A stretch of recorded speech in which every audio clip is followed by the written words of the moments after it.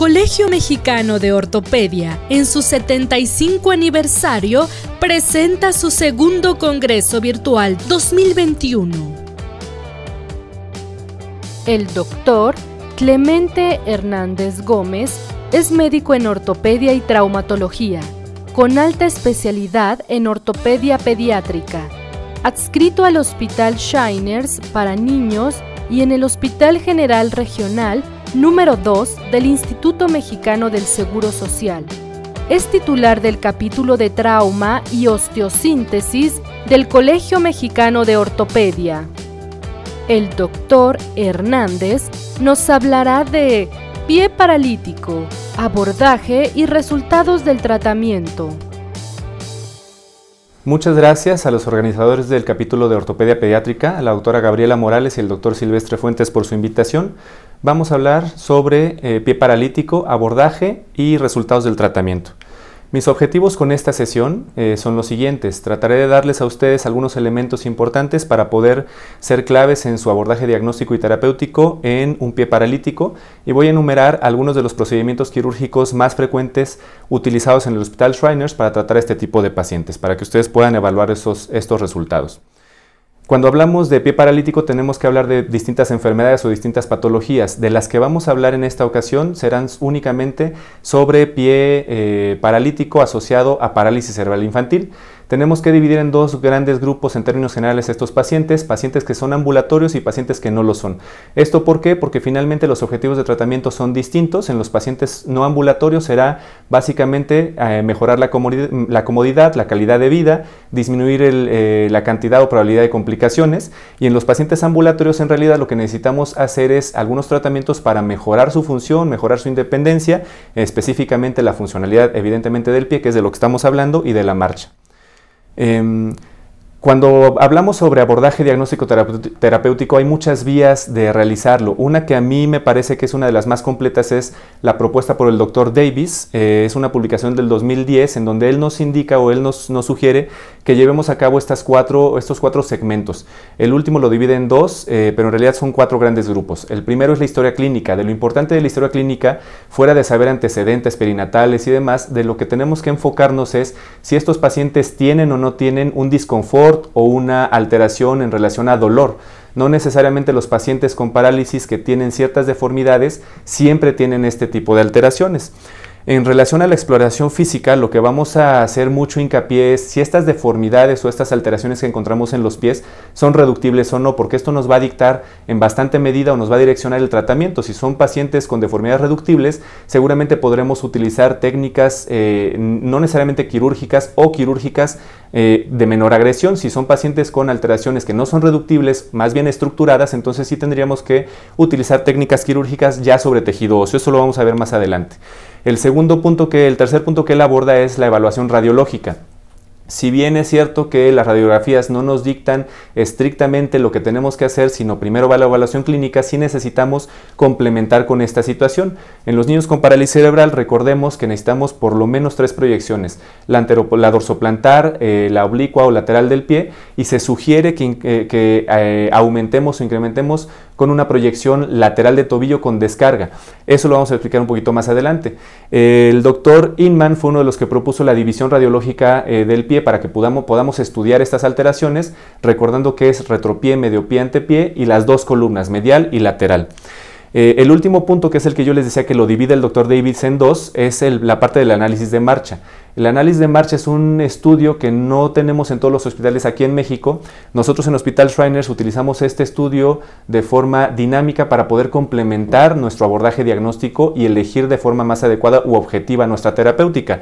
Usamos el análisis cinemático, el cinético y la electromiografía. No contamos con la podobarografía, que es la parte que incluye también el Dr. Davis en su matriz de abordaje, pero con esto complementamos de mejor forma qué alteraciones estamos viendo de forma integral. No necesariamente a lo mejor ver un equino, sino confirmar o comprobar que tenemos un equino con una rotación o con un varo, con una progresión interna o externa de la marcha. Es decir, hace un poquito más abundante nuestra información para poder tomar decisiones terapéuticas.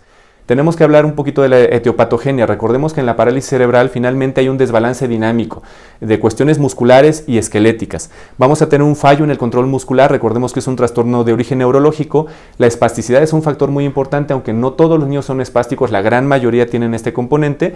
Y finalmente un fallo en el equilibrio y la coordinación. Esto nos va a dar lugar a 3 deformidades en términos generales para el pie paralítico, que es un equino puro, que es difícil que tengamos equino puro, pero está descrito de esta manera, un equino valgo y un equino cabovaro. De esta forma, si dividimos a las deformidades o a las alteraciones en estos 3 grandes grupos, podemos hacer hincapié en qué tipo de tratamiento vamos a necesitar para cada uno de ellos.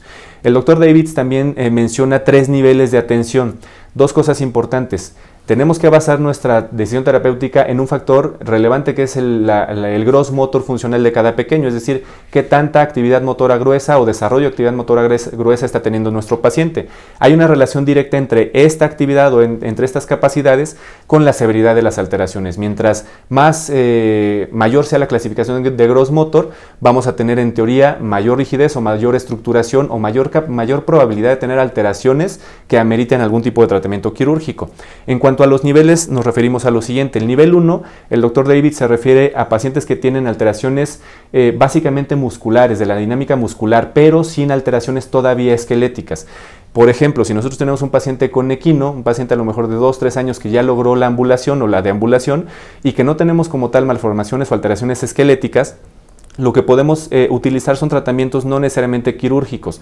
A lo mejor utilizar toxina botulínica para disminuir un poquito la intensidad de la espasticidad, utilizar ortesis para mejorar los puntos de apoyo, no para corregir deformidades, pero sí para mejorar la estabilidad para que ellos hagan sus actividades, y algunas cuestiones que no necesariamente son ortopédicas, como el uso del baclofeno intratecal.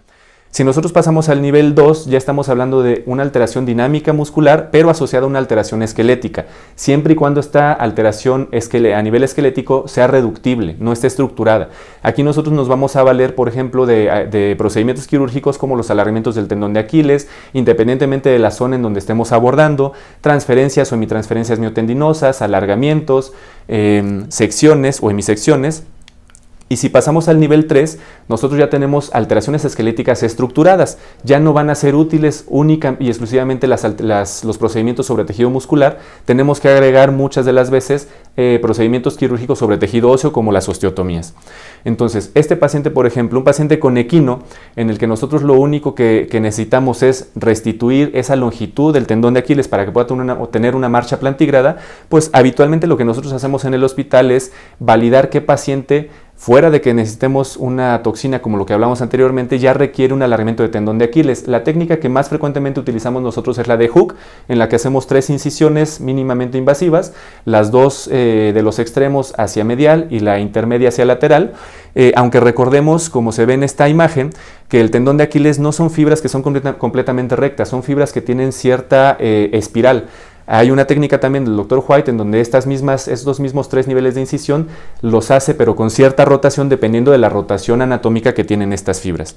Si nosotros pensamos en el equino, hay unas pruebas como el Silver Skiot en donde nosotros vamos a validar si depende solamente de los gastrocnemios o del complejo gastrosóleo, y entonces vamos a poder decidir si actuamos en nivel 1, en zona 1, zona 2 o zona 3 para evitar hipercorrecciones.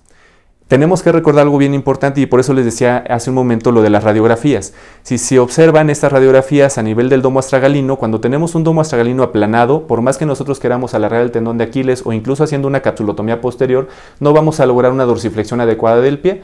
Entonces tenemos que tomar en cuenta estas situaciones radiográficas o estructurales para poder incluso dar un pronóstico del procedimiento que nosotros vamos a realizar. Si nosotros pensamos en la deformidad más frecuente, es el equino plano valgo, un paciente que tiene equino, pero que además el pie está abducto y está valgo el retropié. Si nos fijamos, aquí hay una incongruencia astragalo-escafoidea. El procedimiento que habitualmente nosotros realizamos, y depende mucho de la edad, en pacientes que ya están cerca de la madurez esquelética, es el alargamiento de la barra lateral con osteotomías en nivel del calcáneo.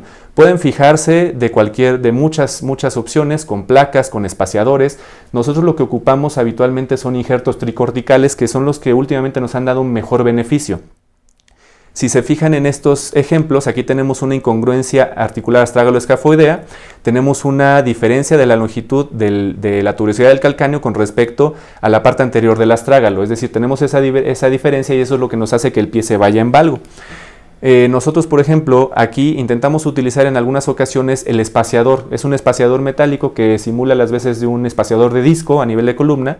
El problema con estos espaciadores, fíjense, este es el resultado posoperatorio inmediato y logramos una adecuada restitución, una adecuada longitud. Sin embargo, conforme va avanzando el tiempo, cuando nosotros quitamos la fibra de vidrio y el paciente empieza a apoyar, se pierde cierta corrección, ya no logramos tener esta altura, incluso hay una absorción de ese espacio. Este es un problema porque estamos batallando contra la espasticidad y no es sencillo vencer esa espasticidad. Finalmente es una cuestión que el niño no controla, pero que nosotros tenemos que valorar para ver si agregamos otro tipo de procedimientos. Este es otro ejemplo donde utilizamos injertos, ya sea de peroné, de cresta ilíaca o tricorticales. Aquí es bien importante la fijación. Si nosotros fijamos en forma paralela, es muy poco probable que vayamos a mantener esa longitud restituida. Tendríamos que fijar las dos columnas. A veces nosotros tenemos que agregar procedimientos como este que les coloco aquí, que es una artrodesis astrágalo-escafoidea, para tratar no solo de atacar la barra lateral, sino también apoyarnos en la barra medial.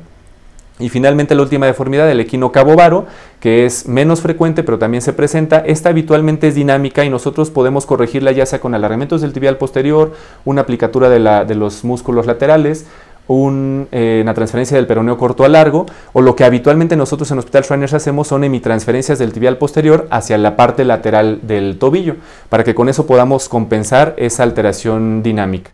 Finalmente, recordarles que las alteraciones en el pie paralítico dependen de un desbalance muscular dinámico, muchas veces asociadas a alteraciones esqueléticas. Va a depender mucho nuestra elección de tratamiento si son deformidades o alteraciones que son flexibles o rígidas, y nuestro objetivo siempre deberá de ser mejorar la función motriz de este pequeño. Muchas gracias.